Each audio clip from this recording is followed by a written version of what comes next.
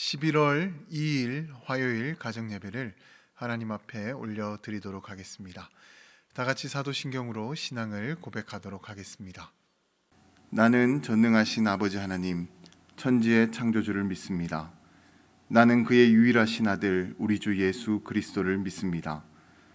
그는 성령으로 잉태되어 동정녀 마리아에게서 나시고 본디오 빌라도에게 고난을 받아 십자가에 못 박혀 죽으시고 장사된 지 사흘 만에 죽은 자 가운데서 다시 살아나셨으며 하늘에 오르시어 전능하신 아버지 하나님 우편에 앉아 계시다가 거기로부터 살아있는 자와 죽은 자를 심판하러 오십니다. 나는 성령을 믿으며 거룩한 공교회와 성도의 교제와 죄를 용서받는 것과 몸의 부활과 영생을 믿습니다. 아멘. 다 같이 복음성가 이산지를 내게 주소서를 함께 부르도록 하겠습니다.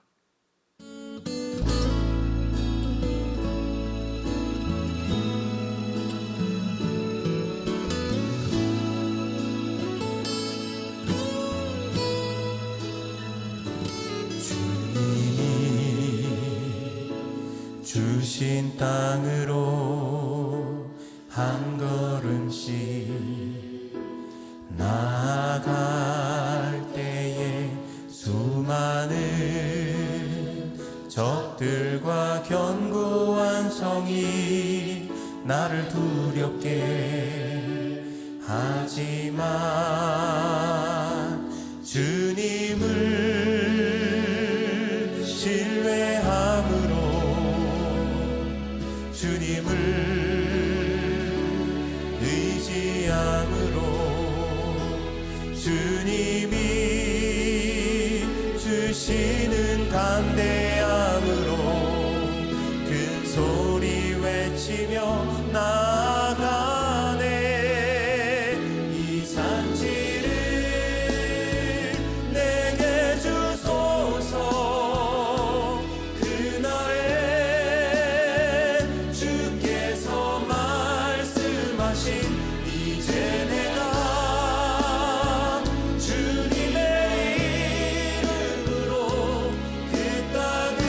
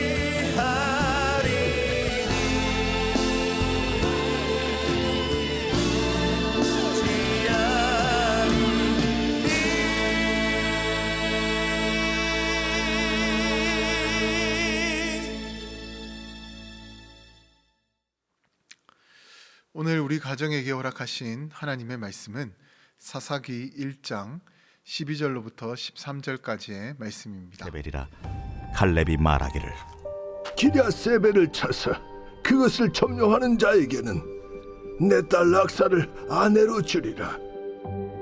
갈렙의 아우 그나스의 아들인 온니엘이 그것을 점령하였으므로 갈렙이 그의 딸 악사를 그에게 아내로 주었더라. 예전에 제가 다른 교회에서 사역을 할 때 강원도 정선으로 교역자 수련회를 다녀오게 되었습니다. 그리고 그때 정선에 있는 병방치 스카이워커라는 곳을 가게 되었는데, 그곳은 아주 높은 절벽에다가 10m 정도 되는 다리를 놓고 이 바깥 풍경을 볼 수 있도록 그렇게 만들어 놓은 관광지였습니다. 그런데 그곳 이름이 왜 스카이워크라고 했냐면, 이 바닥이 유리로 되어져 있어서 이 바닥이 훤히 보이는 그런 곳이어서 마치 하늘을 걷고 있는 것과 같은 느낌을 주는 곳이었기 때문에 이름을 스카이워크라고 그렇게 지었던 것입니다. 그런데 그때 저를 포함해서 대부분의 교육자들은 그 다리에 서서 사진도 찍고 또 풍경도 그렇게 구경을 했었습니다. 하지만 같이 간 여자 전도사님 두 분이 아무리 설득을 해도 그곳에 발을 내딛지를 못했습니다. 왜냐하면 그 다리는 바닥이 훤히 보이는 그런 곳이었기 때문에 도저히 무서워서 그 다리로 들어올 수가 없으셨던 거죠. 그래서 그 전도사님들은요, 그 멋진 풍경을 보지도 못하고 먼 곳에 서서 우리가 사진을 찍는 모습만 보고 돌아와야만 했습니다. 이렇게 두려운 마음이 우리 가운데 한번 들어오게 되면 그 어떤 설득과 권면의 말도 들리지가 않게 됩니다. 성경에도 이제 그런 내용을 살펴볼 수가 있는데, 사무엘상 17장의 말씀을 보게 되면 블레셋과 이스라엘이 전쟁을 벌이게 됩니다. 그런데 그때 블레셋에서 골리앗이라는 괴물 같은 장수가 나타나게 되자 이스라엘의 군대는 겁을 먹고는 그 어느 누구도 이 골리앗과 싸우기 위해서 나서는 이가 없었습니다. 사실 우리 중에도 그와 같은 상황이 찾아오게 된다면 선뜻 나서기가 힘들었을 것입니다. 그런데 성경을 보게 되면 그 두려움을 이겨내고 골리앗 앞으로 나아간 사람이 있었습니다. 그는 바로 소년 다윗이었습니다. 당시 다윗은 군인의 신분으로 이 전쟁에 참여를 했던 것이 아니라 아버지의 명에 따라 형들의 안부를 살펴보기 위해서 이 음식을 또 전달해 주기 위해서 이곳에 와 있었습니다. 그러다가 골리앗이 하나님에게 망언을 쏟아놓고 있고 또 험담을 하고 있는 것을 보게 되자 그것을 참지 못하고 이제 그의 앞으로 나아가게 되었던 것입니다. 물론 겉으로 보기에는 계란으로 이제 바위를 치는 그런 격이었지만 결과는 놀랍게도 다윗의 승리였습니다. 그리고 이후 다윗은 이스라엘의 왕이 되었고 이 이스라엘을 통치하는 통치권자가 되었습니다. 그렇다면 다윗은 어떻게 해서 그 두려움을 물리치고 골리앗 앞으로 나아갈 수가 있었을까요? 그것은 바로 하나님을 믿는 믿음이 그에게 충만했기 때문에 그 믿음으로 두려움을 넘어서고 결국 승리하게 되었던 것입니다. 그러니까 결국 믿음이 다윗으로 하여금 승리하도록 했다라는 것입니다. 오늘 본문의 말씀을 보게 되면 이와 똑같은 내용의 이야기가 나옵니다. 그 내용을 살펴보기 전에 이 갈렙은 가나안 전투에서 가장 격전지로 예상이 되는 헤브론 지역을 달라고 여호수아에게 요구를 했습니다. 갈렙이 왜 그와 같은 요구를 했냐면 그는 하나님을 믿는 믿음이 굳건한 사람이었기 때문에 그곳의 성읍이 아무리 견고하고 또 그곳의 주민이 아무리 강한 용사들이라 할지라도 그의 마음 가운데 두려움이 없었던 것입니다. 그래서 이 헤브론 지역을 달라고 요구를 했던 것이죠.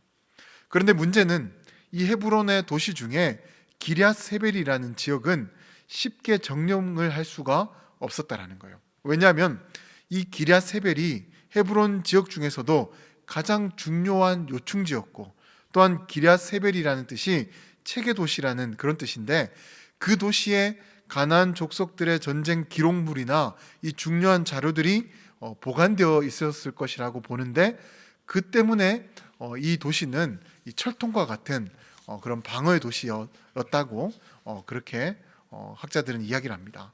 그렇다 보니 이 성읍은 다른 성읍에 비해서 훨씬 더 견고했던 것이고, 아무리 갈렙이라 할지라도 이 성읍을 쉽게 점령을 할 수가 없었던 것입니다. 그런데 그때 갈렙은 자신의 군대에게 이 기럇세벨을 점령하는 자에게는 자신의 딸 악사를 아내로 주겠다는 조건을 내걸게 되었습니다. 그러니까 이 말은 큰 공을 세우게 되면 자신의 사위가 되어서 큰 땅과 또 그에 합당한 명예를 주겠다는 그런 뜻이었습니다.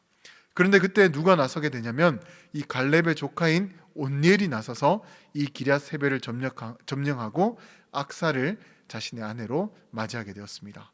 그렇다면 온니엘은 악사를 아내로 얻어서 그녀로 인해서 큰 땅과 명예를 누리기 위해서 이 험난한 전쟁에 나갔던 것일까요? 사실 오늘 본문에서는 그 내용이 구체적으로 나오지 않다 보니까 온니엘의 진짜 마음을 알 수가 없습니다.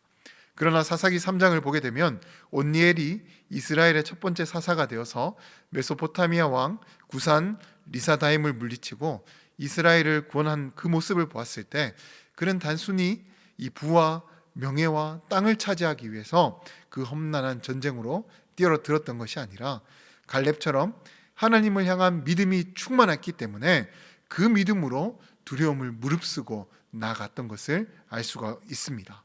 그러니까 결국 그는 믿음으로 나아갔다라는 것입니다. 그리고 그로 인해서 하나님으로부터 큰 복을 받는 삶이 되었던 것입니다. 이렇게 하나님을 믿는 믿음으로 두려움을 넘어서는 자들에게는 하나님의 큰 은혜와 축복이 따르게 됩니다. 승리하는 삶이 되어집니다. 아무쪼록 우리에게도 이와 같은 믿음이 있어서 내 앞에 있는 두려움을 넘어서고 하나님께서 나에게 주신 그 사명을 능력으로 또 이뤄낼 수 있는 복된 삶이 되시기를 주님의 이름으로 간절히 축원드립니다. 지금 내 앞에 나를 두렵게 만드는 것이 있습니까? 하나님을 믿는 확실한 믿음으로 그 두려움을 넘어서 보시기 바랍니다. 그러면 하나님께서 결국 우리로 하여금 승리하게 하실 줄로 믿습니다.